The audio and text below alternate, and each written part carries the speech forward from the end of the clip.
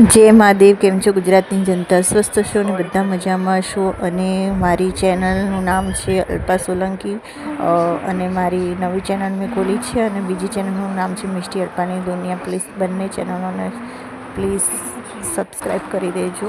અને આજે હું બનાવવા જઈ રહી છું ચોળી બટેકાનું શાક, રોટલી અને રસ્તો કેરીનો રસ, જે આજે ખાવાની ઈચ્છા થઈ હતી. તો સવારે નાસ્તામાં મેં થોડા મગ બનાવ્યા હતા, બાફેલા મગ. અને આજના દિવસની શરૂઆત ભગવાનની પૂજાથી કરી હતી મેં, જે તમે મારા આગલા વિડીયોમાં જોયું હશે.